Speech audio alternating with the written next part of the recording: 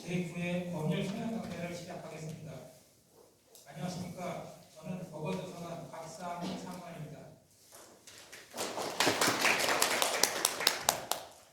코로나 때문에 어려운 시기임에도 불구하고 법률 소양 강좌에 참석해 주신 여러분께 감사드립니다. 6개월 만에 다시 오프라인으로 강의를 진행하게 되었습니다. 앞으로는 계속 만나서 대면 강의를 할 수 있기를 바라면서 오늘 강의를 시작하겠습니다. 그럼 강의를 해주실 강사님을 소개해 드리겠습니다. 김여옥 변호사님은 전 대한변협 여성특별위원회 및 다문화 특별위원회 위원을 역임하셨고 일산 동부경찰서 민간상담 법률자문변호사를 지내셨으며 현재 법률사무소 선율 대표 변호사이십니다. 김여옥 변호사님을 힘찬 박수로 맞이해 주시기 바랍니다.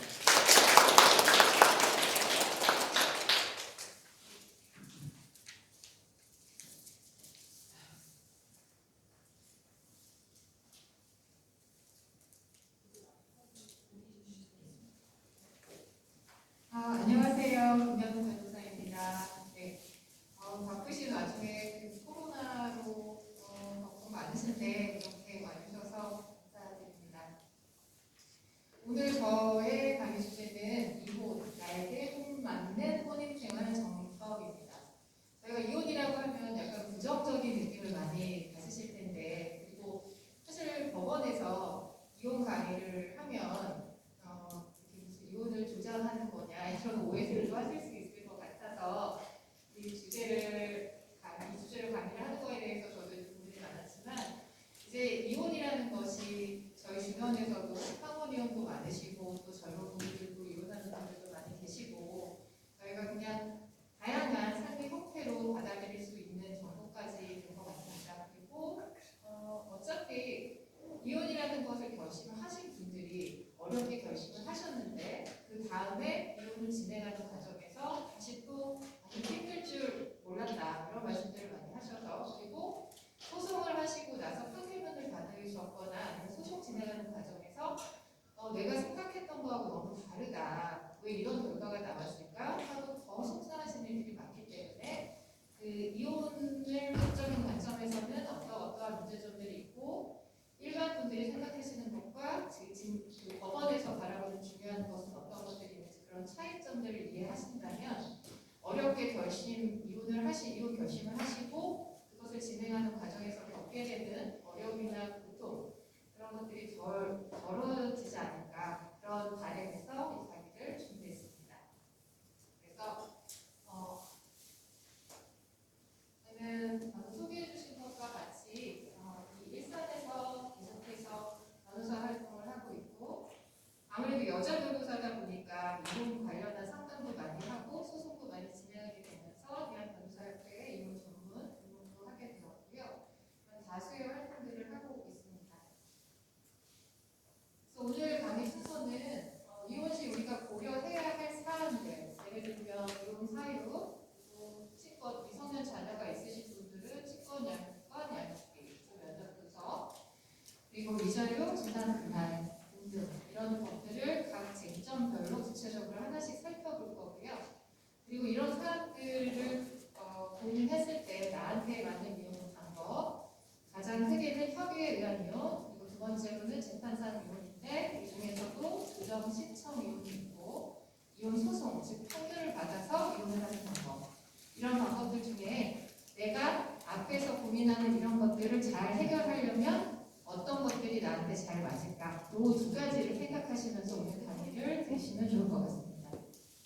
그리고 기타 사항에서는 우리가 소위 이렇게 이혼하기가 힘든데 조론이라는 것도 해보면 어떨까, 이런 고민들도 있으셨을 것 같아서 그런 것들도 다뤄보기로 하겠습니다.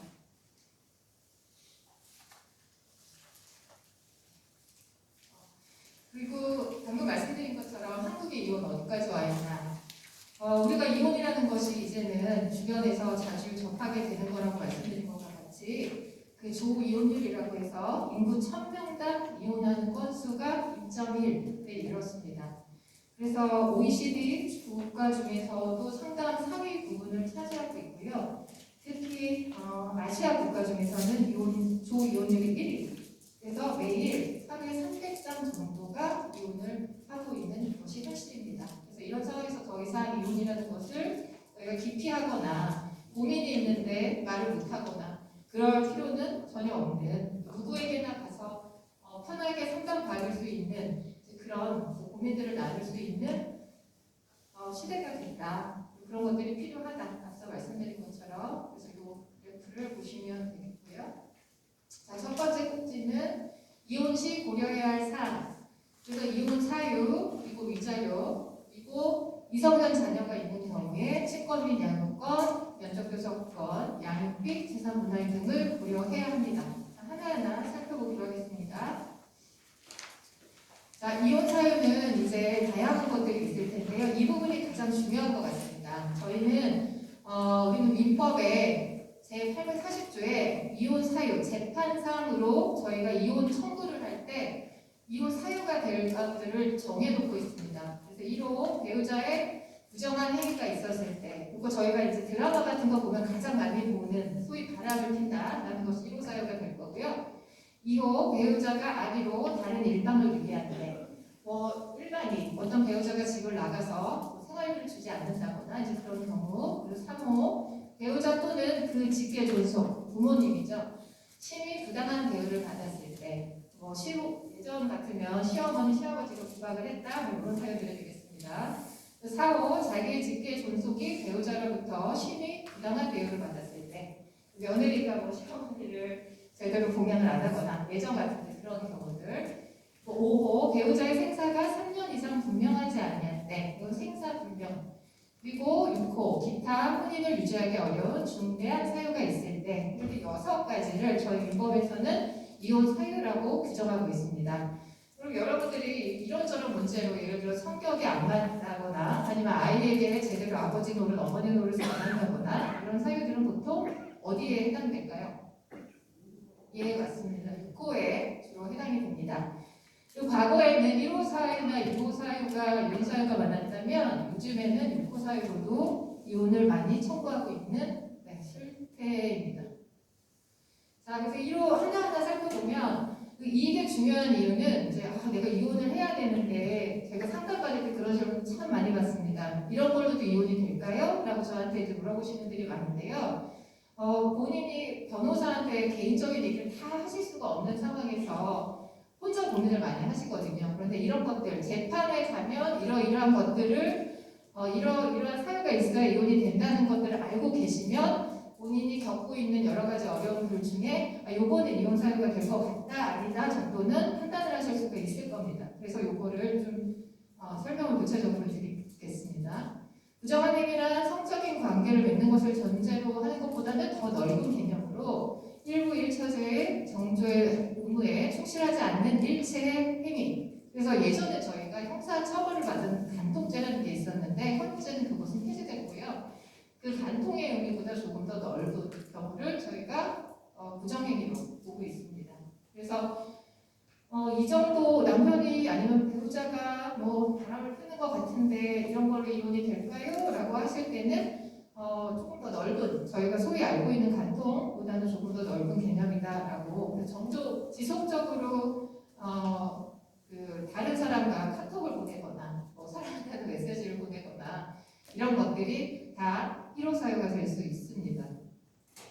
다음으로 배우자의 악의적 유기. 그래서 악의 유기란 정당한 이유 없이 악의적으로 부부로서의 동거, 부양, 협조 의무를 이행하지 않는 행위, 가족을 남겨두고 가출하거나 상대방으로 하여금 집을 나가지 않을 수 없게 만든 다음에 돌아오지 못하게 하는 행위도 이에 포함됩니다.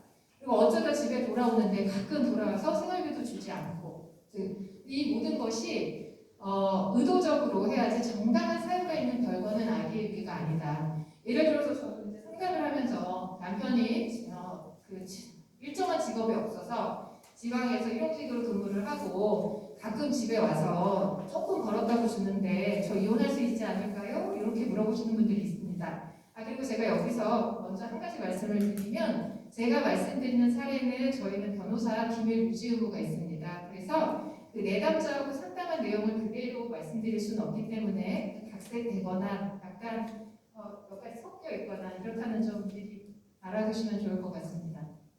그래서 그렇게 물어보시면 다르겠죠. 그 정당한 사유가 그런 경우에는 가족들을 생계를 부양하기 위해서 일을 열심히 구하는데도 잘 되지 않거나 아니면 뭐 일하는데 비수기거나 코로나 때문에 일을 못해서 뭐 부양을 못한다. 이런 거는 이혼 사유가 되기 어렵겠죠. 네. 그래서 정당한 사유가 없는 경우만 이혼 사유가 해당이 되겠습니다. 그리고 3호 배우자 또는 직계 존속으로부터의 심히 부당한 대우. 여기서 심히라는 말을 좀 눈여겨보셔야 됩니다. 단순히 그 시부모님이 뭐 욕을 하거나 폭언을 했다 정도로는 조금 타당한 사유가 있거나 하면은 그것만으로도 이혼 사유가 되긴 어렵지만 그 가장 흔한 거는 가정 폭력이겠죠. 그래서 가족 구성원 사이의 신체적, 정신적 또는 재산상 피해를 수반하는 행위. 그래서 배우자 관계에 있었던 자, 그리고 사실혼 관계에 있는 자를 포함하며 자기 또는 배우자의 직계 종비속 관계에 있거나 있었던 자, 계부모의 자유관계 또는 정모와 서자의 관계에 있거나 있었던 자, 그다음에 동거하는 친족 관계에 있는 자 등 사이에 지속적인 폭력이나 상당히 심한 정도의 폭행, 폭언 이런 것들이 지속될 때 성폭사유에 해당합니다. 그리고 4호는 사모사유가 유사하지만 행위자로 당하는 사람만 바뀐 경우이고요. 그리고 5호 3년 이상 생사가 불분명한 경우. 그래서 배우자의 생사가 3년 이상 불명일 때는 재판상 이혼 사유가 되므로 입법 제840조 5호에 의하여 이혼이 가능하다라고 되어 있습니다. 그리고 그 2호와의 차이라면 2호 배우자의 아기 유기 경우는 어딘가에 살고 있고 생사 여부를 알고 있는 경우라면 이 경우에는 그조차도 알 수 없는 경우라는 차이가 있습니다. 자, 그럼 여기서 한 가지 의문이 생기시죠. 이혼 소송을 하려고 그러는데 어디 있는지 모르면 상대방 주소지로 소장 같은 게 송달이 안 되거든요. 그럼 이 경우에 도대체 어떻게 우리가 이혼을 할 수 있나요? 라고 물어보시는 분들도 많이 계십니다. 그래서 여기 보면 공시송달에 의해서 이혼이 가능하다. 그래서 공시송달이란 일정한 요건을 갖춰서 법원 게시판에 일정 기간 공고를 하면 누구에 대해서 누가 이런 소송을 제기했다라는 것을 게시판에 공고를 하게 됩니다. 그러면 그것으로 재판이 진행되는 걸로 보고 상대방의 주소지를 알지 못하는 경우에도 이 공시송달을 통해서 이혼이 가능합니다. 근데 무조건 저 주소 모르는데요 라고 해서 공시송달로 이혼해주세요 라고 해서 되는 것은 아니고요. 그 전에 뭐 주민등록상 맨 마지막 주소지에 보내본다든지 그런 일정한 요건을 갖춘 후에 가능한 최종적인 방법입니다. 다음 6호 기타 중대한 사유. 아까 앞에서 잠깐 말씀드린 것과 같이 1호 사유부터 5호 사유에 명확하게 해당하지는 않지만 그와 유사한 정도로 혼인관계 파탄의 원인을 주는 심각한 행위. 성격 차이가 뭐 단순히 반찬 좋아하는 게 다르다거나 반찬 수정을 한다거나 이런 정도를 넘어서서 앞에 1호부터 5호 사유의 정도에 해당하는 정도의 지속적인 예를 들어서 폭행을 하거나 드러나게 부양을 안 하는 것은 아니지만 지속적으로 의심을 한다든지 아니면 사회생활을 곤란하게 할 정도로 어떤 행동을 한다든지 이러한 것들 그리고 대화를 거부해서 그 갈등을 해소하려고 노력조차 안 하거나 이런 경우들 그것들이 중대한 사유에 속하겠습니다. 그래서 저기 예를 써놨고요. 자, 그래서 지금까지 민법에서 규정하고 있는 1호부터 6호까지 이혼 사유들을 살펴보았고요.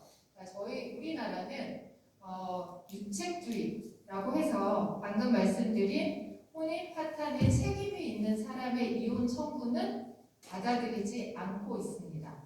그래서 제가 그 매 강의를 하고 그 꼭지마다 우리 내담자들이 가장 많이 해주셨던 질문을 이렇게 하나씩 관련 있는 질문을 해놨거든요. 그래서 보시면 유책 배우자도 이혼을 청구할 수 있나요? 라고 하면 원칙적으로 말씀드린 것처럼 혼인 파탄에 책임 있는 배우자는 타방 배우자에 대하여 이혼을 청구할 수 없다라는 게 원칙적인 답입니다. 그래서 여러분들 좀 잘 아시는 그 홍상수 감독하고 김민희 배우 그 부정행위로 인해서 근데 홍상수 감독이 부인에 대해서 이혼 청구를 했으나 받아들여지지 않는 이유가 바로 홍상수 감독 자체가 2차 배우자이기 때문입니다. 그래서 그럼 이제 예전에 이 저희가 생긴 취지는 예전에 그렇게 부정행위 한 다음에 조강지처를 추출하거나 이런 경우들이 많이 있었잖아요. 그러니까 그런 것을 예방하기 위해서 이 제도가 도입됐고 현재까지도 저희는 유지되고 있습니다. 그러나 예외적으로 더 이상 한 뭐 10년, 20년을 그렇게 계속해서 따로 떨어져서 사는 게 과연 의미가 있나라고 의문을 또 가지실 수가 있을 거예요. 그래서 예외적으로 상대방에게도 이혼 의사가 있는 경우, 그러니까 책임이 있는 유책 배우자 말고 하방 배우자도 이혼을 하고 싶은 경우는 가능합니다. 그러면 더 이상 이혼을 안 할 이유가 없거든요. 그리고 혼인 파탄에 관하여 이혼을 청구한 그 자에게 가벼운 책임이 있고 상대방에게 보다 무거운 책임이 있는 경우, 그러니까 유책을 서로 비교를 해서 이혼을 반대하는 사람이 사실은 더 큰 잘못이 있다. 그러면 이제 그것은 이혼을 하는 것이 부당하다라고 보는 거고요.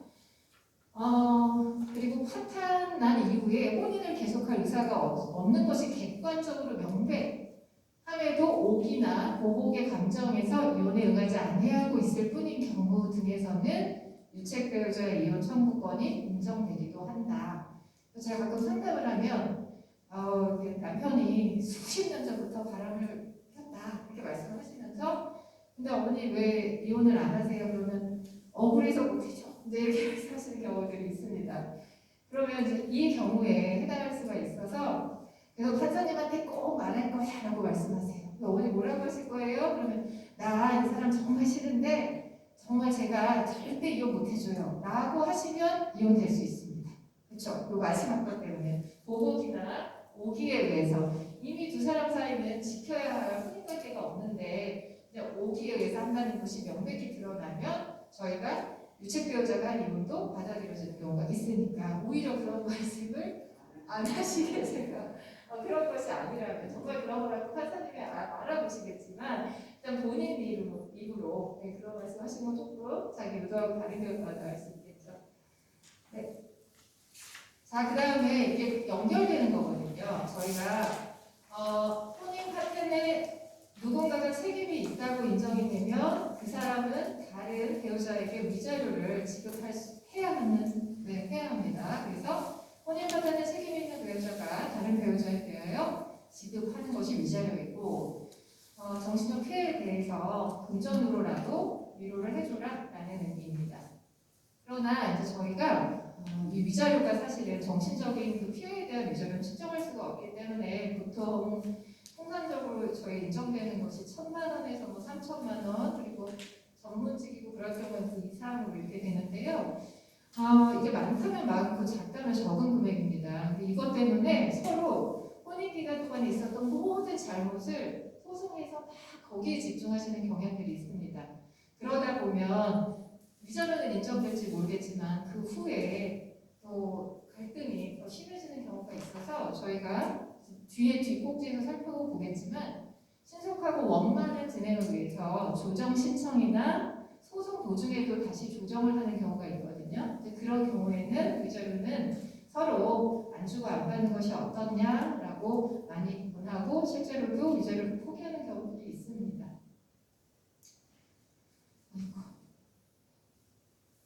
자, 그리고 두 번째는 상간자에 대하여 위자료를 청구할 수 있나요? 라고 물어보시거든요. 여기 나와 있는 것처럼 원칙적으로 부정행위란 저희가 이제 법적으로 보면 저희가 바람이다 이렇게 쉽게 말씀하시지만 법적으로 보면 두 사람, 배우자하고 다른 상간자 두 사람이 공동으로 불법 행위를 해서 다른 배우자에게 정신적 피해를 주는 것에 대한 손해를 배상한다라는 의미입니다. 그래서 위자료는 이로 인한 정신적 손해등을 포함하여 배상하는 것이므로 배우자와 이혼을 하지 않거나 이혼 소송을 진행하지 않아도 상간자에 대해서 손해배상 청구가 가능합니다. 예전에 간통죄 있고 할 때 저희가 이혼을 전제로 해서 뭐 진행하고 했었으나 이제는 그렇지는 않습니다. 왜냐하면 그냥 아이들 때문에 또 가정을 지키고 싶어하는 분들도 사실 많이 계시잖아요. 그런 분들 그러나 상대방에 대해서는 저희가 위자료를 청구해야 되는 경우들이 있기 때문에 그 경우는 가능합니다. 다만 이거 저희 말씀드린 것처럼 불법 행위라는 법률 용어로 규정되는 부분이기 때문에 그 부정행위를 그러니까 이 소송 청구하는 사람이 많은 날로부터 3년 이내, 그리고 있은 날로부터 10년 이내 중에 먼저 지나가면 먼저 끝나는 기간이 끝나는 게 지나면 할 수 없으니까 그 기간을 염두에 두시고 이혼 소송을 늦게 하시더라도 상대방에 대해서 위자료를 청구하고 싶으시다고 할 때는 이 기간들을 염두에 두셔야 됩니다. 그리고 예외적으로 근데 그렇게 해서 저희가 상간자한테 손해배상 청구를 했는데도 인정이 안 되는 경우가 있습니다. 어느 경우냐면 상간자가 이 사람이 가정에 있는 사람이라는 걸 모르는 경우가 있습니다. 그러니까 거짓말을 하고 부킹해서 만나거나 이제 이런 경우들이 있었는데요. 그 경우에 나 결혼 안 했다, 나 미혼이다 라고 속이게 되게 명백하다 하면 저희가 인정 안 될 수 있습니다. 다음으로 이건 미성년 자녀가 있는 분들하고 관련이 있는 거겠죠. 그리고 저희 만 19세 기준으로 해서 친권, 양육권, 양육비 문제를 고려하셔야 됩니다. 그래서 친권과 양육권은 저렇게 서로 의미가 조금 다른데요. 부모로서 자녀에 대해 가지고 있는 권리는 친권이고 미성년 자녀를 실제로 키울 수 있는 권리를 저희가 양육권이라고 합니다. 이혼할 때 친권자님 양육권자 결정은 만 19세 미만의 미성년 자녀에 대해서만 하는 것이고 통상적으로 자녀의 독립을 위하여 친권자와 양육권자를 동일인으로 지정하는 것이 지금 재판 방향입니다. 그리고 어떤 기준으로 결정되는지 되게 궁금해하세요. 그래서 대충 저희가 그냥 상담할 때 아이가 어리고 아이가 어릴수록 이제 엄마한테 양육권을 주는 경우가 많다라고 말씀을 드리는데요. 그 이유는 이제 이혼 소송이나 이혼 때문에 정신이 없으시잖아요, 사실. 그러면 이 아이들에 대해서는 누군가는 객관적으로 돌봐주고 책임을 지고 뭔가 평가를 해야 되는데 그 역할을 사실 이제 법원에서 하게 되는 겁니다. 후견인으로서의 역할처럼.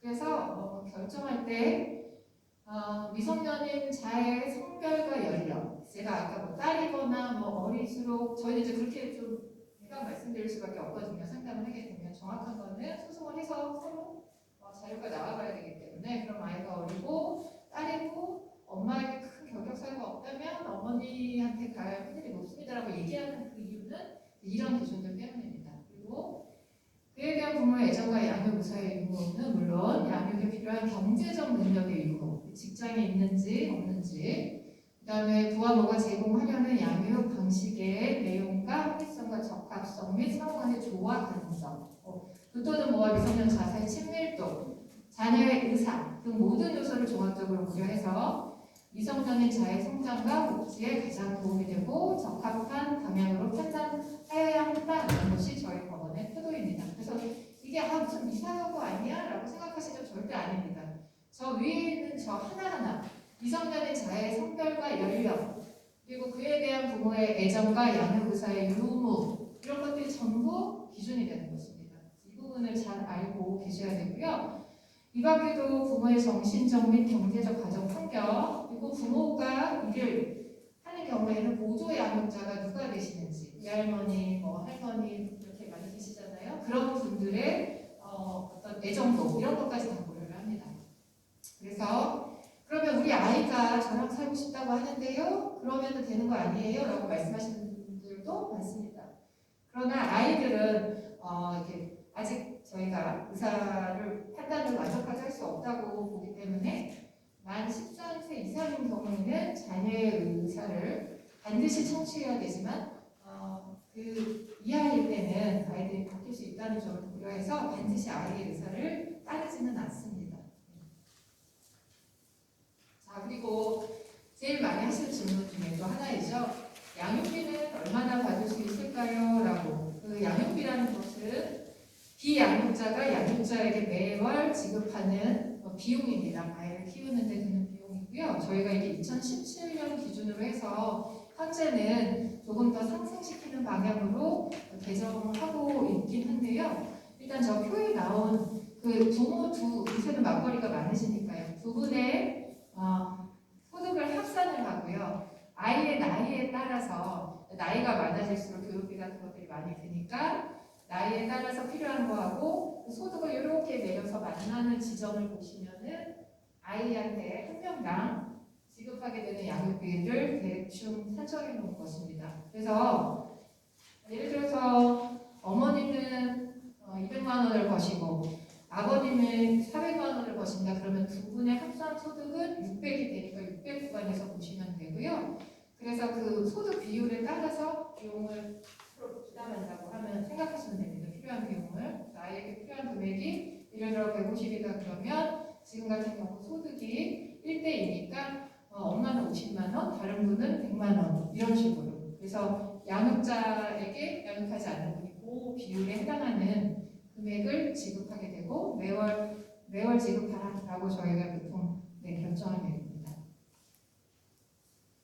자, 그러면 아니 저렇게 양육비 있는 건 좋은데 양육비를 안 주면 저희가 어떻게 해야 되나요? 이거 굉장히 고민 많으시는 부분입니다. 그래서 저희가 양육비 판결이나 협의 이혼 하시면서 조서에 양육비를 매월 며칠에 얼마를 지급한다라고 적혀 있지만 그대로 이행을 못 하시는 경우도 생기고 일부러 또 안 하시는 분들도 있고 그런 것들이 있잖아요. 그러면 양육비 직접 지급 명령 이거는 비양육자가 그 급여를 받는 사람일 경우에 월급 주는 사람 그분 월급에서 빼서 저희한테 미리 주세요라고 할 수 있는 제도입니다. 그리고 담보 제공 명령 양육비를 안 주니까 거기에 해당하는 뭐 담보를 제공하고 해라 뭐 이런 것들이 있고요. 일시금으로 지급하게 하는 경우, 그 다음에 기타 이런 이행 명령을 했는데도 위반을 하면 1,000만 원 이하의 과태료나 감치, 가둬두는 그런 제도들이거든요. 그리고 2021년 6월인데 사실 이제 7월부터 저희가 시행되고 있는데요. 여성가족부 심의를 거쳐서 신상 공개를 하거나 운전면허 정지, 그리고 양육비 미지급 액수가 5천만 원 굉장히 많다. 이런 분들은 출국 금지까지 시킬 수 있는 조치들이 있고요. 그리고 형사 처벌까지 가능한데 양육비 한 번, 두 번 안 줬다고 바로 그런 경찰서에 가서 고소를 하실 수 있나 하면 이제 그건 아니고요. 저희가 이런 제도들을 다 거쳐서 감치 명령을 했는데도 불구하고 1년 이내에 지급을 안 하신다거나 이런 분들은 그 최후의 수단으로 저희가 형사처벌까지 가능한 그 벌칙이 들어가 있습니다. 그리고 너무 복잡해서 이런 것들 다 신청하고 하는데 너무 힘들면 저희가 어디서 도움을 받아야 되나요? 하시면 양육비 이행관리원이라는 곳이 있어서 그쪽으로 전화를 하시면 도움을 받으실 수 있습니다. 자, 그리고 친권자 혹은 양육권자를 변경하고 싶은데 가능한가요? 이 질문도 참 많이 하십니다. 예를 들면 저희 이제 사회 중에서 이혼을 하실 때는 저희 어머니가 경제적으로 너무 힘드시니까 아이들을 우선 집이 있는 아빠가 키우기로 협의를 하셨는데 그 후에 이제 열심히 일하셔서 아이들하고 같이 살 수 있는 집도 마련하시고 하신 후에 혹시 변경할 수 있나요? 라고 저희한테 상담하시는 경우도 많이 있습니다. 그럼 답을 드리면 원칙적으로는 저 계속성의 원칙 유대관계를 존중에 따라서 자녀에 대한 현재 양육 상태에 관해서는 변경을 가하지 않는 것이 바람직하다는 거죠. 바람직하지 않다는 입장에 법원이 가지고 있는 기본적인 입장. 다시 말해서 웬만하면 큰 이상이 없으면 아이들 헷갈린다. 저희 그 쉬운 말로 그렇게 말씀하시죠. 그냥 키우고 면접 교섭을 더 열심히 해라. 이게 원칙이십니다. 그러나 다만 자녀의 나이와 양육 상황 등을 아울러 고려해 보더라도 현재의 양육자를 하여금 양육하게 하는 것이 자녀의 건전 성장과 복지에 도움이 되지 아니하고 오히려 방해가 되는 반면 이 양육자를 친권자 및 양육권자를 지정하는 것이 자녀의 건전한 성장에 도움이 된다면 그렇다고 해서 두 분이 협의해서 그럼 바꾸면 되지 않나요? 그렇진 않습니다. 이건 굉장히 중요한 것이기 때문에 법원의 친권자 및 양육권자 변경 신청을 통해서 결정을 받으면 그리고 다시 신고를 하면 변경이 가능하십니다. 자, 그리고 면접 교섭. 저희 면접 교섭권은 그 아이를 키우지 않는 비양육자가 가지는 권리잖아요. 이렇게 아시다시피 그래서 자를 직접 양육하지 아니하는 부모의 일반과 자는 상호 면접 교섭을 할 수 있는 권리를 가진다. 그래서 자를 직접 양육하지 아니하는 부모 일방의 직계 존속은 그 부모 일방이 사망하거나 질병 이러이러한 사정으로 자를 면접 교섭할 수 없는 경우 가정법원의 자와의 면접 교섭을 청구할 수 있다. 그래서 직계 존속도 청구하실 수 있습니다. 우리 손자 보고 싶다, 손녀 보고 싶다 하시면 가능합니다. 그래서 이 경우 가정법원은 자의 의사, 면접 교섭을 청구한 사람과 자의 관계 뭐 이런 것들을 선착해서 결정을 하게 되고, 가정법원은 자의 공로를 위하여 필요한 때에는 당사자의 청구 또는 직권에 의하여 면접 교섭을 제한 내재 변경할 수 있다. 자, 그 세 번째 걸 보시면 이 면접 교섭이 아이를 키우지 않는 사람의 권리이기는 하지만 아이의 공리나 성장에 도움이 되지 않는 경우까지 내가 아빠라서, 내가 엄마라서 꼭 너를 봐야겠어 라고 할 수는 없다는 겁니다. 그래서 그런 경우에 정당한 사유가 있으면 대제, 못 만나게 할 수도 있지만 다만 정당한 사유가 있어야 되는 것입니다. 자, 그리고 이 질문 참 많이 하십니다. 아니 남편이 아내가 양육비를 주지 않는데 자녀를 못 만나게 해도 되나요? 라고 이제 저한테 질문을 하시는데요. 원칙적으로 대답은 양육비 지급과 면접 교섭은 대가 관계에 있는 것이 아니므로 양육비 미지급을 이유로 면접 교섭을 방해해서는 안 된다는 것이 일단 저희 원칙입니다. 다만 아동 학대 등 타당한 이유에 한해서는 면접 교섭 제한이 가능하다. 네. 그래서 이게 아이를 두고 양육비를 줘야 만나게 해줄게 이런 것들은 그 아이의 성장에도 좋지 않기 때문에 그런 것들을 저희가 할 수 없습니다. 자, 그리고 재산 분할, 이 부분을 많이 궁금해 하시고요. 실제로 이 부분이 소송에서도 다툼이 되면 친권 양육권 다음으로 재산 분할 부분이 그래서 저희가 이제 많이 분쟁이 있는 부분입니다. 그래서 원칙적으로 혼인 생활 중 이룩한 재산에 대하여 부부가 공동으로 협력한 건으로 보아서 이혼할 때 공동으로 운영하는 경제생활을 청산하는 의미에서 이 재산을 청구할 수 있는 권리입니다. 그래서 협의상 이혼한 자의 일방은 다른 일방에 대하여 재산 분할을 청구할 수 있다. 그리고 제1항의 재산 분할에 관하여 협의가 되지 않거나 협의할 수 없을 때에는 가정법원은 당사자의 청구에 의하여 재산 분할의 액수, 방법을 정한다. 그리고 재산 분할 청구권 날로부터 2년을 경과한 때에는 소멸한다. 일단 이게 이제 가장 재산 분할의 원칙이고요. 보시면 아시겠지만 협의 이혼을 하실 때 가장 문제가 되는 부분이 친권 양육권하고 재산 분할 그 두 가지 때문에 두 분 다 이혼을 하고 싶으신데 두 가지에서 갈등이 있어가지고 이혼을 못하는 경우도 굉장히 많이 있습니다. 그러면 이혼 못하는 상태가 계속 되느냐? 일단은 이혼을 하실 수 있고요. 추후에 이혼한 날부터 2년 안에 다시 재산분할 청구는 하실 수가 있습니다. 그러나 2년이 지나면 재산분할 청구를 하실 수 없기 때문에 이 기간을 유의를 하셔야 되고요. 그리고 재산분할을 물어보시는 게 되게 많은데 이거 1단계 저는 항상 그렇게 설명해 드립니다. 재산분할은 딱 두 가지만 생각하세요 라고 1단계는 어떤 재산을 나눌 것인가를 확정하는 겁니다. 그래서 제가 그냥 간단하게 동업 정산하고 비슷하다고 생각하시면 된다라고 말씀을 드리거든요. 동업을 하셨다가 우리가 이제 헤어질 때, 갈라설 때 어떤 걸 나눌지를 먼저 정해야 되고 원칙적으로 재산분할 대상이 되는 재산은 부부가 협력하여 혼인 중에 형성한 재산입니다. 그래서 그러면 저희 부부가 혼인 생활한 지 한 10년 됐거든요. 그런데 그 전에 이 아파트 제가 이래서 산 겁니다. 그럼 이거는 안 나눠도 되지요? 라고 말씀하시는 분들 굉장히 많습니다. 저거를 글자 그대로 해석하면은 혼인 중에 형성한 게 아니고 부부가 협력해서 모은 게 아니니까 맞는 것 같다 막 생각을 하시는 건데 사실은 그렇지는 않습니다. 왜냐하면 혼인 전 가지고 있던 재산이나 혼인 중 형성된 것이라고 하더라도 한쪽 부모로부터 상속받거나 증여받은 것 등 부부 서로의 노력으로 형성된 것이 아니라면 원칙적으로는 특유 재산으로 분할 대상이 되지 않는 것이 맞습니다. 그러나 예외적으로 그런 특유 재산이라 하더라도 다른 일반이 적극적으로 그 특유 재산의 유지에 협력하여 그 감소를 방지하거나 아니면 증식시켰을 때에는 재산 분할의 대상이 될 수 있다.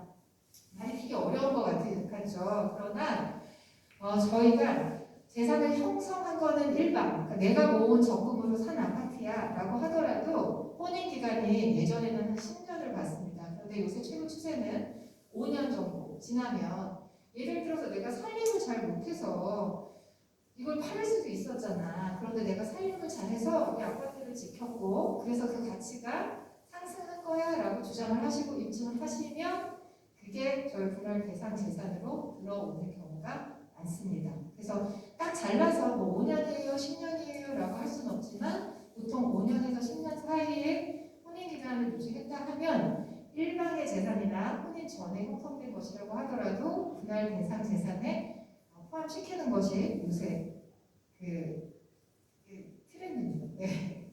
그래서 그런 분들도 계셨어요. 제가 변호사님, 제가 지금 혼인한 지 4년 됐는데 너무너무 이혼하고 싶은데 어떡할까요? 라고 하실 때 재산분할 관련해서 가끔 저희가 조금만 더 참으시죠. 그렇게 말씀을 드리시고, 또 어떤 분은 알아서 10년 꼭 참고 있다고 오십니다.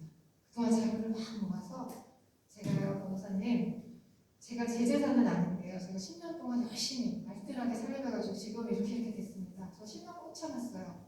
그러면 이제 이런 것을 적용을 예외 적용을 받으시게 되는 것이죠. 그럼 재산분할을 받기 위해서 그 모진 세월을 막 10년을 살았다 이런 것은 아니지만 저희가 이제 기준으로 하는 혼인 지속 기간이 그 정도 된다라고 알고 계시면 재산분할에 대해서 고려하실 때도 판단하시기가 좀 쉬울 것 같습니다. 자, 그리고 2단계는 1단계에서 그래서 어떤 우리가 가지고 있는 재산 중에서 어떤 재산을 분할 대상으로 할 것인가 라고 확정이 되면 그 다음에 그 재산을 형성하고 유지하는데 기여도가 얼마나 되는가를 따져서 재산 분할을 하게 됩니다. 그래서 보통 반반이야 이렇게 하시잖아요. 맞습니다. 거의 혼인기간 5년에서 10년 정도 되면 그 5대5에서 시작한다고 생각하시는 것이 굉장히 편합니다. 계산을 하실 때. 근데 거기서 내가 조금 더 형성이나 유지에 기여를 했다라는 것을 입증하시면 뭐 6대4도 될 수 있고, 그러나 나 한 푼도 못 줘 이런 분들 계시거든요. 그렇게 되는 경우는 혼인기간이 뭐 1년이라든지 이렇게 짧아서 형성하고 유지할 새가 없었던 분들은 가능합니다. 그러나 3년, 뭐 4년, 5년 됐을 때 뭐 한 푼도 못 줘 이게 받아들여지는 경우 거의 없을 것 같으시죠? 네, 거의 없습니다. 그리고 아까 말씀드린 것처럼 이거 앞에서 다시 보면 왜 그러냐면 형성하고 유지는 혼인기간이 길수록 유지에 대한 기여도가 반영되기 때문이고요. 그리고 이 말씀 많이 하세요. 상담할 때. 네. 아니 우리 누가 배우자고 바람 피워서 이혼했는데 재산분할 안 해줘도 되죠. 한 푼도 안 주고 쫓아내고 싶어요. 이렇게 말씀하시는데 원칙적으로 혼인 파탄에 대한 책임과 관련된 것은 위자료에서 아까 설명드렸던 위자료에서 반영하고 재산 분할에는 반영되지 않습니다. 그래서 이 사람 잘못으로 혼인 파탄 났으니까 한 푼도 안 주고 싶어요 라는 말씀 정말 많이 하시지만 이렇게 설명을 드립니다. 그리고 예외적으로 양육과 관련한 사항은 양육비에 반영하는 것이 원칙이지만 재산 분할에서 부양적 요소를 고려하기도 합니다. 무슨 말씀이냐면 재산 분할을 하고 그 비율에 맞춰서 기여도에 맞춰서 하려고 봤더니 일반 배우자가 어린 두 자녀를 데리고 살기로 결정이 돼 있을 경우에 방이라도 얻어야 되지 않겠나 이런 것들을 고려를 하셔서 재산 분할에서 조금 더 양육자에게 재산 분할을 조금 더 인정해 주시기도 합니다. 그런 재량 견인은 항상 있습니다. 그리고 이거는 이제 아까 설명드린 건데 가장 궁금해하시기 때문에 제가 혼인 전에 모은 재산도 재산 분할 대상이 되나요? 라고 하고 이건 답을 제가 말씀 안 드려도 이제 아시겠죠. 원칙적으로는 재산은 일방의 필요재산이므로 재산 분할의 대상이 아닌 건 맞으나 예외적으로 재산의 유지에 관한 기여도를 인정하여서 일정 기간 이상, 보통 5년에서 10년 이렇게 생각하시면 되고 혼인 상태가 유지된 경우에는 그 유지 혹은 증식에 대한 기여도를 인정해서 재산 분할을 한다. 이렇게 이해하시면 되겠습니다. 자, 그리고 이 부분도 이제 구체적으로 궁금해하시는 분들 계신데요. 이혼할 때 재산 받을 때 재산 분할 혹은 위자료에 따라서 세금의 차이 차이가 있나요? 라고 물어보시는 분들도 계세요. 실제로. 그리고 이 부분을 고려를 안 하고 협의할 때 협의혼을 하시면서 각서를 쓰셨는데 갑자기 세금이 막 나오고 이러면 이걸 누가 내야 되느냐 때문에 또 다른 분쟁이 생기기도 합니다. 그래서 알고 계시면 도움이 되실 것 같아서 현금으로 주고받는 경우에는 위자료 명목으로 받으시든 재산분할 명목으로 받으시든 주는 사람 받는 사람이 세금은 없습니다. 그러나 부동산으로 주고받는 경우에는 위자료를 받게 되면 받는 자는 부동산이기 때문에 취득을 하니까 취득세를 받고요. 주는 사람도 저희 양도소득세가 부과됩니다. 그래서 요새 부동산 가격이 갑자기 많이 폭등하면서 이혼할 때 이 부분들이 예상하지 못했던 문제로 발생하는 경우들이 있어서 짚고 넘어가셨으면 해서 설명드리고요. 재산 분할로 받게 되면 원래 자기 몫이었던 재산을 이혼을 통해서 그냥 나눠받는 거잖아요. 그렇기 때문에 취득세, 특별세 1.5% 약간 낮은 비율로 취득세는 있고 주는 사람은 과세는 없습니다. 양도하는 게 아니라 원래 그 사람 거였던 거를 그 사람한테 돌려준다는 그런 의미입니다. 자, 그리고 이제 두 번째 꼭지. 네. 혹시 첫 번째 지금 이혼할 때 고려하셔야 되는 사항들에 대해서 제가 질문 있으신 분 있으신가요? 설명드렸던 것들 중에 마지막에도 한 번에 몰아서 질문 받으면 앞에 내용 까먹으실 수 있으니까 궁금하신 거 있으시면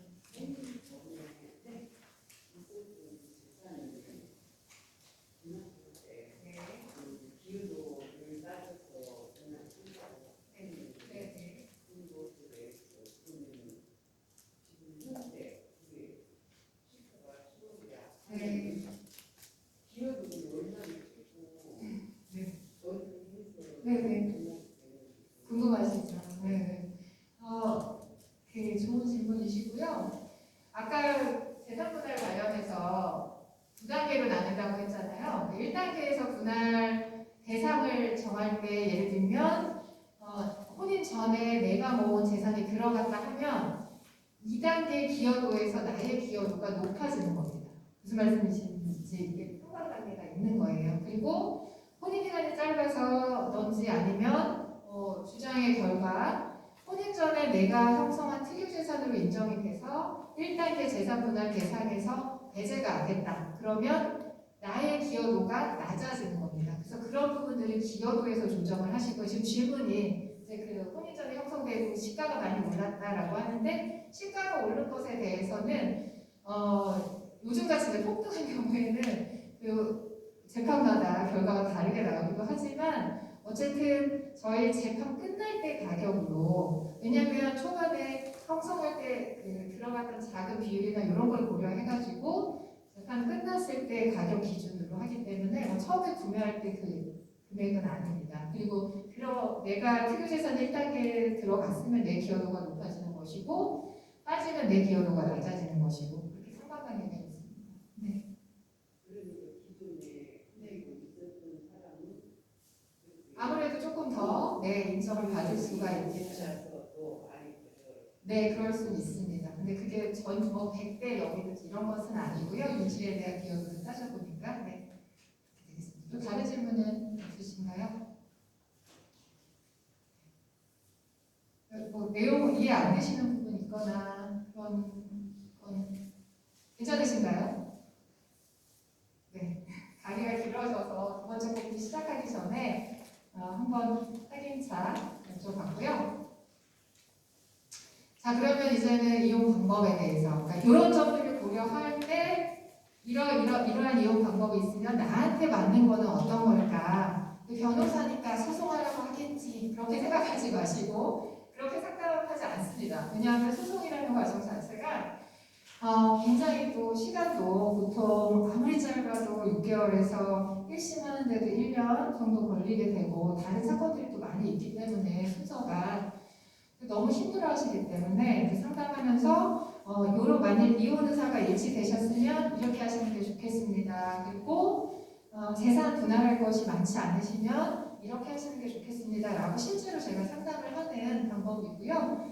그거에 따라서 지금 방법을 소개해 드릴 테니까 조금 더 관심 있게 집중해서 봐주시면 첫 번째 것들을 고려했을 때 나의 상황에 맞춰서 볼 때 이런 방법들 중에 이게 좋겠다라는 답을 조금 얻으실 수 있을 것 같습니다. 그래서 크게 이혼 방법은 가장 잘 아시는 것처럼 협의에 의한 이혼 방법, 그리고 두 번째는 재판, 법원을 통해서 이혼을 하는 재판상 이혼이 있고, 재판상 이혼에도 두 가지가 있습니다. 조정 신청과 소송. 소송이 진행해서 변론기, 재판기를 열고 거기서 판결로 인해서 하는, 그리고 조정은 이제 조정 결정이라는 것.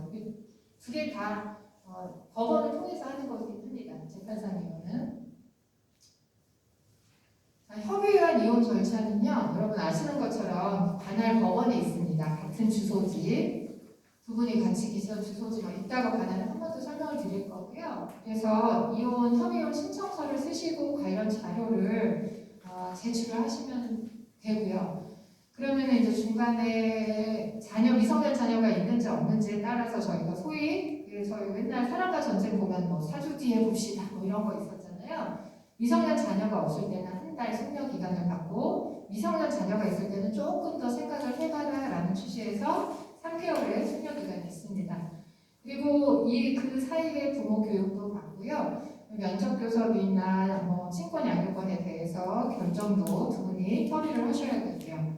그리고 다시 1개월 혹은 미성년 자녀가 있는 경우에는 3개월 후에 판사님 앞에서 이혼 의사가 변하지 않았는지 다시 확인을 받습니다.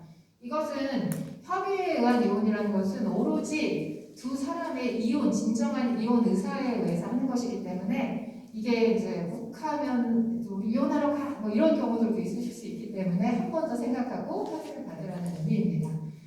그래서 이혼 의사 확인 기일에 반드시 두 분이 같이 가셔야 되고요. 그래서 확인을 받으면 이혼 의사 확인을 받고 나면 등본을 저희가 떼어서 법원에서 3개월 내에 구청, 의수당, 읍면사무소 그런 관련 기관에 이혼 신고를 하셔야 됩니다.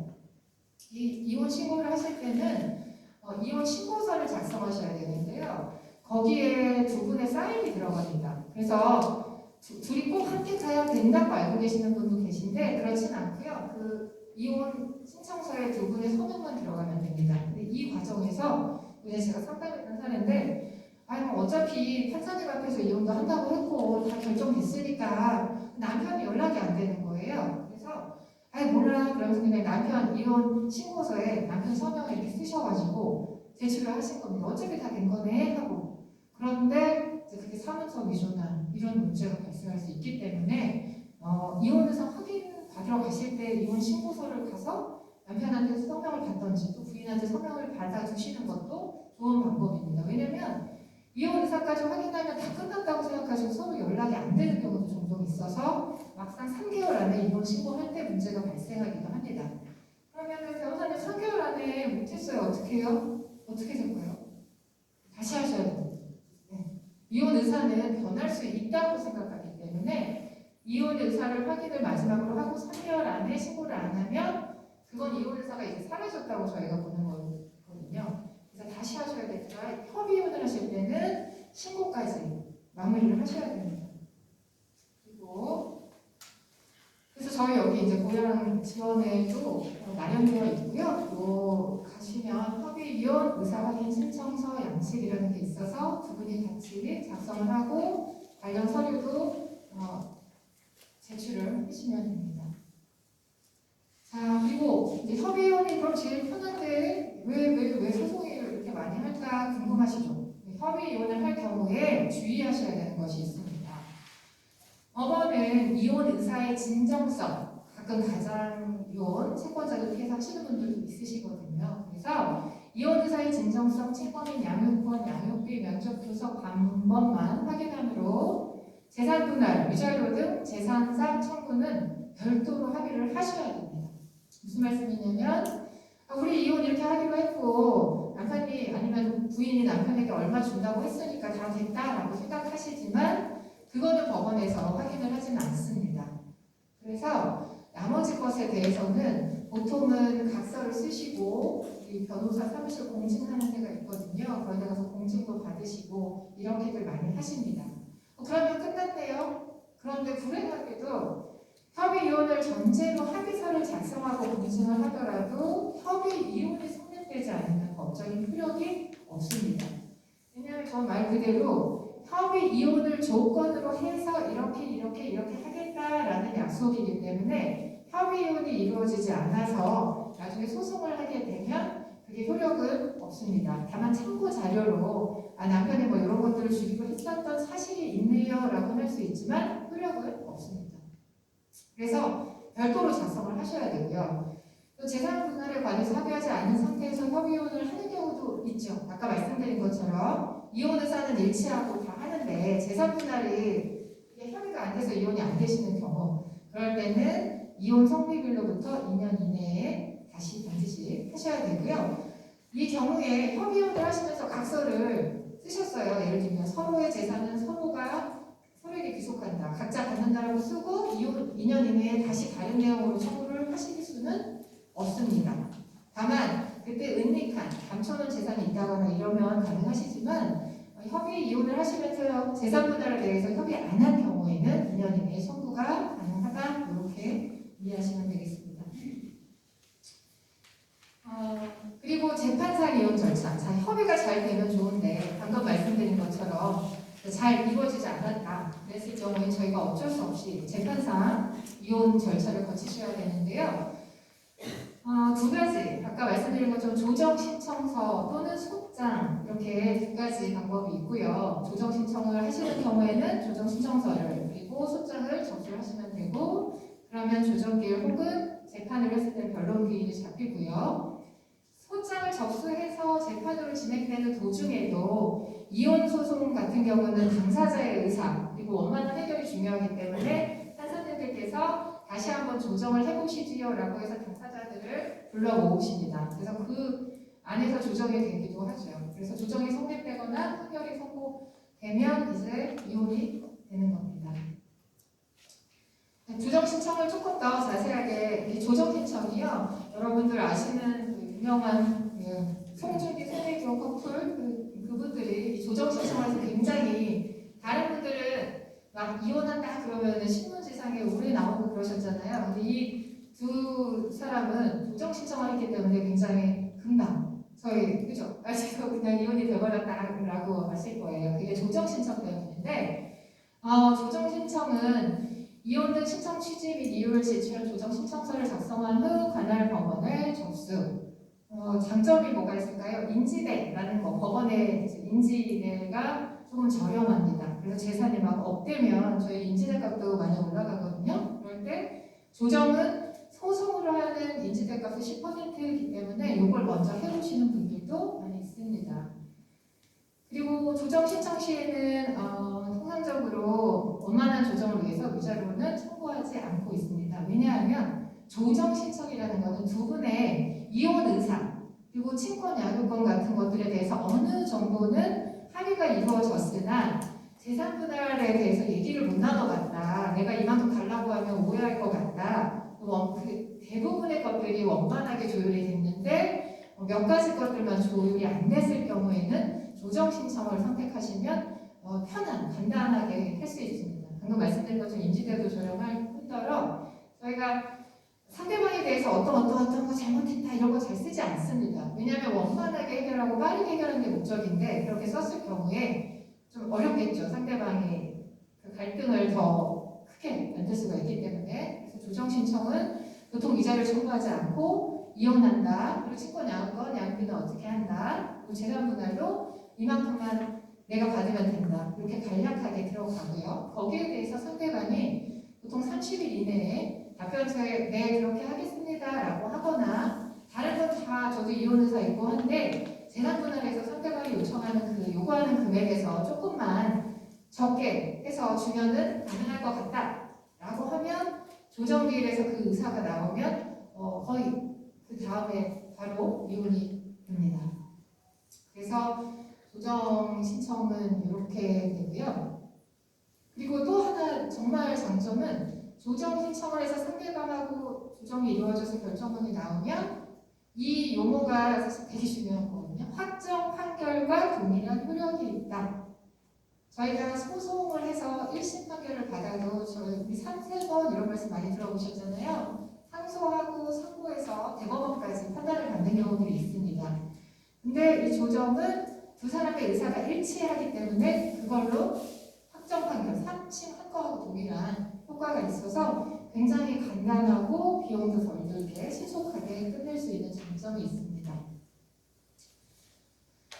자, 그리고 이제 마지막 저희 이제 이혼 소송은 통상적으로 알고 계시는 그 과정들인데요. 저렇게 조정이 되면 좋은데 저는 싫습니다. 저 친권과 양육권도 저 사람이 안 가졌으면 좋겠고요. 저 사람이 다 잘못해서 저 위자료도 받고 싶고요. 재산분할도 저 택도 없습니다. 뭐 이제 이렇게 해서 조정 신청서를 처음에 냈거나 아니면 조정 신청을 안 했지만 협의 과정에서 전혀 잘 원만하게 해결이 안 될 것 같다 하면 저희가 소장, 이혼 소송 재판을 통해서 이혼 소송을 하게 됩니다. 그래서 소장을 접수하고 상대방이 여기에 대해서 또 답변서를 제출하고 그럼 재판이 2번, 3번이 걸릴 수도 있고 상대방의 태도에 따라서 그런 다툼이 이어질 거고 다만 아까 말씀드린 것과 같이 재판 도중이라도 양 당사자가 처음에 소장을 냈을 때 하고 중간쯤 했을 때 그 마음이 달라졌을 수도 있고 원만한 해결을 해야 되는 이유들이 사실 많이 있습니다. 특히 미성년 자녀가 있는 경우에는 이혼을 하시더라도 면접 교섭을 해야 되고 또 아이들의 올바른 성장을 위해서 같이 참여하는 행사도 있을 수 있고 굳이 미성년 자녀가 아니라 하더라도 자녀의 결혼식이나 손자녀들 행사, 우리나 이런 것들에서도 같이 얼굴을 맞댈 일들이 많기 때문에 원만한 해결을 할 수 있는 여러 가지 장치를 두고 있고 그 중에 하나가 소송 중에도 재판 도중에도 조정, 당사자 와서 어떻게 할지 얘기를 해보자 마음을 열고 그런 기회들이 있습니다. 그래서 중간에 또 중요한 게 미성년 자녀가 있는 경우 특히 가사조사 및 가사상담을 하게 되고요. 일반은 이혼을 원하는데 다른 배우자는 이혼을 하고 싶지 않은 경우들이 사실은 많이 오겠죠. 이혼 소송으로 나는 꼭 이혼을 해야 되고 상대방에게 이러한 잘못들이 있다라고 다투는데도 불구하고 상대방은 나는 이혼을 원하지 않는다라고 하면 사실 가사조사를 1회부터 10회까지 그 가사조사 상담관이라는 자격을 가지신 분들이 법원에 이렇게 의뢰를 받아서 이제 상담을 하고 있습니다. 그래서 사실 판사님들이 다 어떤 가정의 일을 다 들어보고 싶으셔도 재판이 너무 많기 때문에 다 하실 수가 없잖아요. 그리고 변호사들은 사실 어느 일방의 이야기나 주장을 더 강하게 전달할 수밖에 없다 보니 이런 가사조사관이라는 분들을 전문적으로 가사 상담하시는 분들을 한테 부탁을 드리고 이분들이 심층적으로 상담을 합니다. 같이 하기도 하고 따로 하기도 하고 아이를 불러서 부모님하고 사는 것이 어떤지 솔직하게 들어보기도 하고 당연히 아이들에게 부담을 안 주는 방법을 택하시겠죠. 그래서 가사 조사하고 가사 상담이 이루어지는 경우가 많습니다. 특히 이혼 의사가 일치하지 않으실 때. 그래서 이제 그런 모든 절차를 거쳐서 저희가 판결로 이혼을 하라 아니면 기각, 이혼 청구 기각, 이혼 못한다. 이 사유 가지고는 조금 더 살아봐라. 이런 것들이 소송을 통해서 나오는 결론들입니다. 그리고 아까 말씀드린 이혼 도중에도 조정이 가능하고 판결이 나오고 불복할 때 항소나 상고 이걸 통해서 다시 다툴 수는 있습니다. 그러나 이제 기간이 굉장히 많이 걸리게 되고요.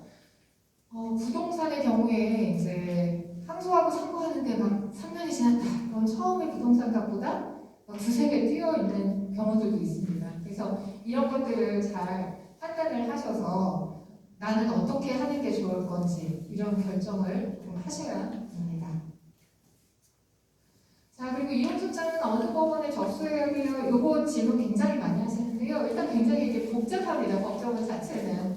그래서 협의혼을 하실 때는 두 분이 공동으로 거주하시는 관할 법원이라고 간단하게 생각하시면 되고요. 근데 이제 따로 떨어져서 사실 때도 있고 이러니까 그 경우에는 보통 재판적이라고 하면 이제 주소지고요. 상대방 주소지. 그분이 같이 살던 동네에 계속 사신다. 그러면은 상대방 주소지. 그리고 거기서 나오셨다 그러면 그래도 상대방 주소지. 내 주소지 아니고 상대방 주소지가 기본 원칙이다. 같이 살았던 공동 마지막 주소지가 있으면 그곳. 그래서 그쪽에 소장을 접수하시면 됩니다. 협의혼 신청서도 마찬가지고요. 근데 이제 소장은 저희는 파주에는 협의혼은 신청을 이혼 소송을 했을 때는 고양 지원 이렇게 됩니다. 그리고 그리고 아까 말씀드린 것 중에 이것도 하나인데요. 행방불명 배우자에 대한 이혼 청구는 배우자의 주민등록상 최후 주소지를 기재하고 공시송달을 신청하시고 주민등록 말소된 경우 최후 주소지를 송달하고 송달 불능되면 친족사실 조회를 한다. 그러니까 그 배우자의 부모님이나 형제 자매들에게도 보내봅니다. 이혼이라는 게 굉장히 혼인을 정리하는 거잖아요. 근데 주소를 모른다고 해서 일방적으로 할 수는 없으니까 법원에서도 최대한 송달을 하는 노력을 하고 안 될 경우에 공시송달로 진행을 합니다. 그리고 거주지를 알 수 없으면 비로소 공시송달을 한다. 방금 말씀드린 그런 것들이고요. 자, 그래서 이혼 방법과 각 특징을 요약하면 이제 저희 강의의 마무리인데요. 협의 이혼은 이혼 사유에 민법상 이혼 사유에 해당하지 않아도 당사자의 의사만으로 단기간 1개월에서 3개월 숙려기간 그 기간에 이혼이 가능하다는 장점이 있습니다. 단 재산 분할과 위자료 등에 관해서는 별도로 합의서를 작성하거나 해서 공증을 할 필요가 있다라는 것. 그리고 두 번째, 조정 신청을 통한 이혼. 이것은 재산 분할과 위자료 등을 포함해서 비교적 간단한 절차에 의하여 단기간 약 2개월에서 4개월이라고 기재되어 있는데요. 이게 저희가 협의혼을 하더라도 최소 1개월에서 3개월까지는 좀 더 생각해 보라라고 하잖아요. 근데 조정 신청을 했다고 해서 그것보다 빨리 해주는 것은 조금 생각할 시간을 더 줘야 되니까 저희가 이제 조정 신청이 이 정도 걸립니다. 통해서 이혼이 가능하다. 단 이혼 및 나머지 청구에 대해서도 대체로 합의가 되어야 하고 상대방이 조정에 반대하면 이제 소송으로 전환된다는 단점은 있다. 자, 그리고 마지막 이혼 소송은 재산 분할, 위자료, 친권 및 양육권, 양육비, 재산 분할 등 문제가 되는 혼인생활 정리할 때 문제가 되는 모든 것들에 대해서 일괄적인 해결 및 이에 관한 사건 사전 처분이 가능하다. 그리고 사전 처분에 대해서는 이따 다시 한번 설명드리겠습니다. 단 일반이 불복할 경우에 항소, 상고 등의 절차가 남아있기 때문에 기간이 길어질 수 있다. 그리고 세 가지가 저희가 이혼을 고려할 때 선택하실 수 있는 방법들이고요. 각 특징을 알아두신다면 내 상황, 나는 이혼 의사는 지금 합치가 되어 있는데 이것들에 대해서만 해야 되면 이 중에 뭘 할까? 나는 협의가 전혀 안 돼서 괜히 그런 걸 시도했다가 서로 마음만 상할 것 같아요. 그러면 어떤 것이 나을까? 이런 것들에 대해서 답을 어느 정도 찾으실 수 있을 것입니다. 자, 그리고 마지막 꼭지입니다. 이제 방금 재판 이혼 소송할 때 사전 처분이 가능한 장점이 있다라고 말씀을 드렸는데요. 사전 처분이 먼저 설명을 드리겠고, 아니 이혼을 내가 이혼해라고 얘기하니까 우리 배우자가 어딘가로 막 재산을 빼돌리는 것 같아요. 그런 이제 질문도 많이 하시거든요. 그럴 때 어떻게 해야 되나? 그리고 방금 말씀드린 것처럼 오늘 강의 들었더니 더 복잡해. 이혼 안 할래. 그래서 이런 걸 내가 해보면 어떨까? 그 세 가지를 간단하게 살펴보겠습니다. 사전 처분은요, 이혼 소송할 때 주로 하시는 건데, 임시 양육권자 지정, 유아 인도, 그리고 면접 부서, 양육비 지급, 접근 금지, 기타 생활비 지급 등 다양한 부분에 대해서 그러니까 재판이 끝나기 전에 이런 처분을 좀 내려주세요 라고 소송을 하시면서 같이 할 수 있는 신청입니다. 소송에서 주로 하고 조정에서는 잘 이용되진 않는데요. 가사소송법에 보면 가사사건의 소외 제기 심판적 또는 조정의 신청에도 있다고 하지만 저희가 이제 굉장히 짧게 되는 경우가 많아서 그때보다는 소송에서 주로 활용이 됩니다. 가정법원 이런데 직권 또는 당사자의 신청에 의하여 상대방이나 그 밖의 관계인에게 현장을 변경하거나 물건을 처분하는 행위의 금지를 명할 수 있고 사건에 관련된 재산의 보존을 위한 처분, 관계인의 강호와 양육을 위한 처분 등 적당하다고 인정되는 처분을 할 수 있다. 그리고 제1항의 처분을 할 때는 이거를 지키지 않는 경우의 제재, 1천만 원 이하의 과태료, 30일 이내의 감치 등을 고지하여야 한다. 자, 방금 소송을 하면 굉장히 기간이 길어질 수 있다고 말씀드렸잖아요. 그런데 아이를 보고 싶은데 아이를 양육비를 안 보여주거나 양육비를 아예 안 주면 1년 혹은 2년 동안 아이를 키울 수가 없잖아요. 그래서 그럴 때는 제가 지금 양육을 하고 있으니까 그리고 이 상태가 아이에게 안정적이니까 저를 임시로 양육권자를 지정해 주시고 상대방이 저에게 양육비로 얼마를 주게 명령을 내려주십시오 하는 것들.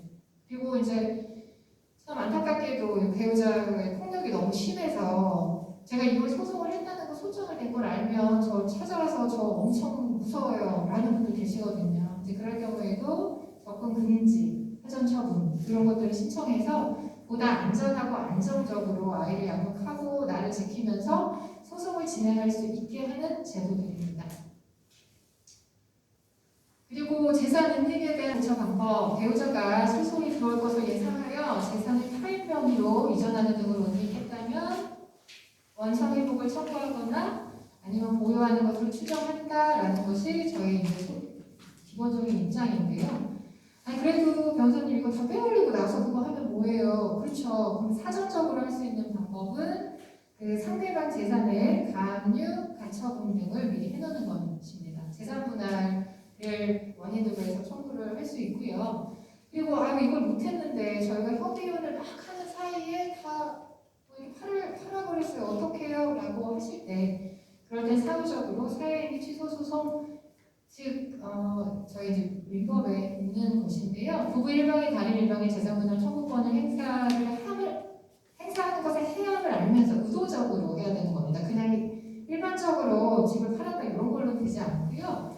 알면서도 재산권을 목적으로 하는 법률행위 할 때 집을 팔았다거나 아니면 예금을 찾아서 다 써버렸다거나 생활비 이런 타당한 게 아닌 용도로 아니면 누구를 다 빌려줬다거나 빌린 적도 없는 돈을 갚는다고 하거나 기타 등등이 있는데 이럴 때는 취소 및 원상 회복을 가정법원에 청구할 수 있다라고 해서 이건 사후적인 방법입니다. 아무래도 사전적으로 해놓으시는 것이 그 사후에 하는 방법들은 약간 좀 복잡한 부분들이 있어서요. 그 소송을 할 때 저런 사전 처분들을 미리 같이 이렇게 해달라고 요청도 하시고 하면은 좋을 것 같습니다. 자, 그리고 조론인데요. 이혼하지 않고 혼인관계는 유지한 채 남편과 아내로서의 의무와 책임에서 벗어나 각자의 여성을 자유롭게 사는 것, 즉 부부가 이혼하지 않으면서도 각자 자신의 여성을 자유롭게 살펴주기 위해 등정한 신통속 이라고 돼 있더라고요. 그래서 사실 저희한테 와서 진짜 이혼 안 할래요 이렇게 하실 때 저희는 괜찮다고 말씀을 또 드려야죠. 안 하시고 싶은데 그러나 다만 문제가 되는 것들은 확인을 하고 가셔라라고 하는 것들인데요. 조론은 결혼의 의무에서 벗어나지만 혼인 관계를 유지한다는 점에서 이혼 결과는 차이가 있다. 다만 저희가 이혼을 통해서, 그러니까 그 이혼 소송에 대한 조정 심판 협의를 통해서 재산 분할을 할 때는 원래 배우자가 갖고 있던 것을 자기 이름으로 가진다는 차원에서 세금에 관해서 조금 특혜가 있고 이렇잖아요. 그러나 이거는 그런 의미가 아니라서 이제 증여 이렇게 해서 재산을 분할하시게 되면 세금 관련해서 부담이 되는 경우가 있고 추후에 상속 시 아니면 채무 상속 등 문제 발생 소지가 높다. 저도 이제 최근에 정말 최근에 한 상담인데요. 오셔서 30년 전에 배우자한테 나가라 해가지고 배우자의 부모님이 나가라 해서 아이 하나를 두고 나오셨습니다. 그래서 그 당시에 만약 이혼 소송을 해서 정리를 하셨다 그러면 부당한 대우잖아요. 직계 존속으로부터 부당한 대우를 받았으니까 그걸 이유로 해서 이혼 소송을 하고 정리를 하셨으면 좋았을 텐데 당시에는 그냥 너무 슬프고 속상하셔가지고 혼자 쫓겨나서 생활을 하셨던 거죠. 근데 정말 열심히 노력하셔서 재산을 많이 늘리신 거예요. 그리고 다른 좋은 분도 만나서 사실혼 관계 형성해서 저희가 이혼이 안 된 상태에서 다른 분하고 하면 중혼이라고 해서 안 되는 거거든요. 그래서 사실혼 관계 유지하면서 잘 사셨는데 이제 나이가 이제 많이 좀 되셔가지고 아프시니까 상속이 걱정되는데 저희 지금 사실혼 부인하고 그 사이에서 낳은 아이한테만 주면 안 되나요? 하시는데 안 되는 거죠. 왜냐하면 가족관계 등록부를 보면 배우자로는 예전에 그 배우자분이 되어 있고 그러면 특별한 그게 없습니다. 물론 그 재산 형성하고 유지에 대해 이렇게 하시면 되는 입증하시면 되지만 일단은 그분이 1순위 아들하고 1순위 상속인이 또 되시고 이렇기 때문에 그 정리하지 않은 것 때문에 굉장히 고민을 많이 하셨습니다. 그래서 지금이라도 연락을 해서 소송을 해야 될까요? 라고 하셔서 뭐 도와드려야 되는 상황이 되긴 했지만 그때 하셨으면 좋았을 텐데 하고 제가 여쭤보니까 그때는 제가 이렇게 재산이 많은 모을지 몰랐다. 너무 힘들었다. 이렇게 말씀하시더라고요. 그래서 이제 그런 문제들이 남아 있다라는 점을 염두에 두시고 선택을 하셔야 된다라고 말씀드리고 싶습니다. 그래서 오늘 제 강의는 여기까지고요. 제가 지금 여러 가지 이제 상담을 보통 여기서 변호사 생활을 한 6년 정도 했고 매달 이혼 상담이 점차 늘어나고 특히 명절 때 수능 끝나고 이럴 때 많습니다. 내일 이제 수능이라서 저도 이제 상담을 준비하고 있는데요. 그동안 참고 힘든 거 다 겪어왔는데 아주 어렵게 또 이혼 결심하셨는데 아니 이혼하려고 막상 보니까 넘어야 할 선이 더 많고 어디 가서 속 시원하게 얘기는 못하겠고 인터넷 찾아서 전화해봤더니 다 된다고 하고 이러는데 정말 저 어떻게 해야 돼요? 결심 어렵게 하고 나면 수가 더 힘들어요 하시는 분들 계셔서 제가 이러한 점들에 대해서 고민해 보시고 본인한테 알맞는 방법을 선택하시면 참 좋겠다. 그리고 그런 걸 알고 변호사하고 상담을 하는 것과 전혀 모르신 상태에서 저 아무 뭐 해야 돼요 골라주세요 라고 하는 거는 다르거든요. 그래서 그런 분들 이혼을 이미 고민하셨고 이혼에 대해서는 마음을 먹으셨지만 그 다음 어떻게 해야 되는지 걱정이신 분들에게 조금이라도 도움이 되었으면 하는 마음에서 강의를 준비했고 그 강의를 마치겠습니다. 감사합니다. 질문 혹시 있으신가요? 저희가 아직 10분 정도 질문 받을 수 있는 시간이 있어서 이혼 강의 들으러 오신다고 하면은 막 그렇죠. 혹시 나 이혼하는 거 아니라 이혼한다고 보는 거 아니야? 해서 그러시는데 전혀 언제나 겪으실 수 있는 문제이고요. 한 번쯤 고민하실 수 있는 문제입니다. 네. 갑자기 궁금해서 그런데요. 졸업과 별거의 차이가 뭐죠?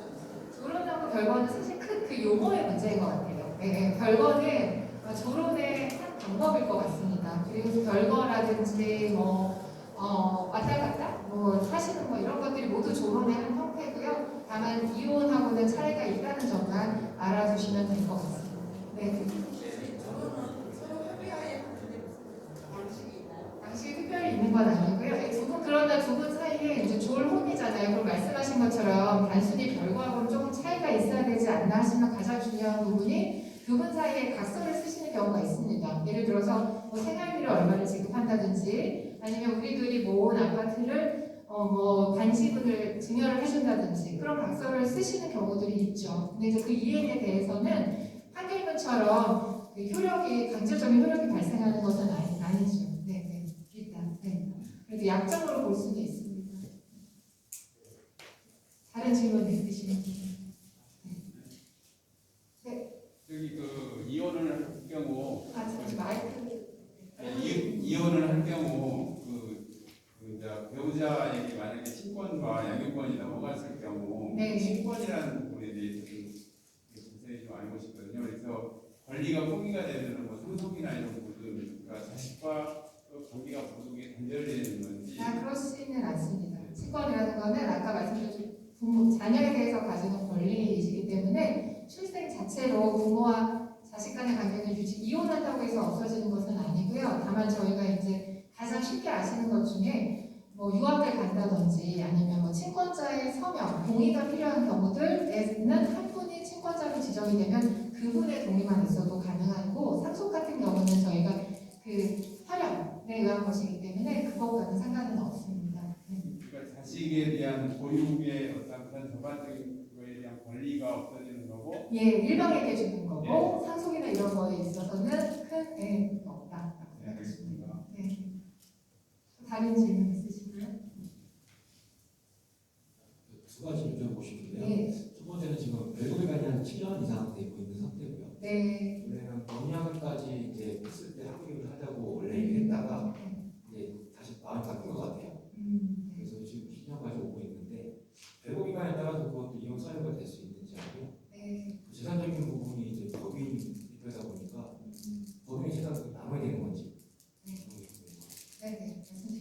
지금 질문을 다 들리셨죠? 첫 번째는 별거 기간이 이혼에 미치는 영향에 대해서 지금 질문을 해주셨고요. 두 번째는 법인을 운영하는 대표이신 경우에 법인의 재산도 재산 분할할 때 분할 대상이 되느냐, 이 두 가지 질문을 해주셨거든요. 첫 번째부터 말씀을 드리자면 우리나라가 유책주의다라고 제가 이제 아까 설명을 드렸잖아요. 그게 바로 별거 기간하고 연관이 있습니다. 그러니까 유럽이나 이런 서양권의 경우에는 1년 이상 별거가 지속되면 특별한 사유가 없어도 이혼이 되는 경우가 많고요. 그런 경우들을 저희가 파탄주의, 이미 부부가 동거를 해서 살 정도가 아니면 1년 동안 떨어져 살았다는 것만으로도 이혼이 되는데, 우리나라의 경우는 유책주의가 있기 때문에 별거를 했다는 그 사실, 그리고 별거 기간이 길다는 사실 자체만으로는 이혼이 되는 것이 아니라 별거를 하게 된 동기, 예를 들어서 한쪽 일방을 지속적인 폭언이나 폭행으로 인해서 별거를 하게 된다 그러면 아까 그 이혼 사유 중에 부당한 대우나 이런 것들, 악의적 유기 이런 거에 해당할 수 있고요. 이혼을 하는지도 모르고 그냥 나가는 경우들도 계세요. 예를 들면 나 당신하고 이 문제를 계속 싸우니까 너무 피곤해. 아이들을 위해서라도 잠깐 나가 있어 줄래? 제 실제 이제 사례거든요. 그래서 남편분이 알았어 라고 해서 나가 계시는데 별거 기간이 길다고 해서 이혼 청구가 들어온 겁니다. 이제 이런 경우에는 그 당시에 별거를 하게 된 경위, 그리고 또 가장 중요한 거는 그럼 혼인 파탄이 나지 않았다면, 그러니까 이혼할 의사로 별거한 게 아니라면 생활비를 지급했겠죠. 생활비를 지급하지 않았다. 이러면 그때부터 파탄이 있는 걸로 보고 그 파탄 사유들까지 같이 종합적으로 고려해서 이혼 청구가 인정되는 경우도 있습니다. 그러나 별거 기간만으로는 되는 경우는 원칙적으로는 우리나라 유책주의라도 되지 않는다. 이렇게 이해하시면 될 것 같습니다. 그리고 두 번째 질문해 주시는 거는 그냥 법인이라는 거 자체가 원래 대표자하고 회사하고를 분리해서 그 기업을 활성화시키기 위해서 만든 제도이기 때문에 그것도 원칙적으로는 법인의 대표자를 하더라도 법인의 재산은 법인의 재산이거든요. 그리고 회사 직원들의 퇴직금이나 급여나 이런 부분들하고 관계 있는 것이기 때문에 원칙적으로는 법인의 재산은 재산 분할 대상의 재산이 아닙니다. 그러나 1인 주주, 거의 그 회사가 그 대표자하고 동일시되는 경우들, 그런 경우들이라고 그러면 굳이 보호해야 될 이유가 없는 경우들이 생깁니다. 이제 그런 경우에는 상대방이 주장을 해서 그게 받아들여지면 일부 또는 전체적으로 다 해서 분할 대상 재산이 되는 경우도 있습니다. 네. 다른 질문 있으신가요? 없으세요?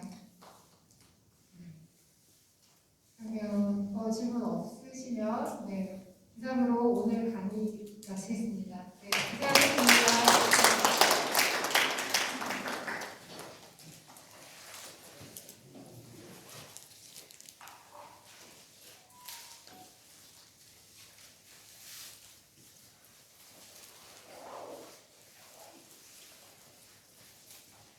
강의 잘 들으셨습니까? 네. 코로나로 어려운 여파라에서도 이것과 관련해 많은 지식을 나눠주신 김연옥 변호사님께 다시 한번 감사드립니다.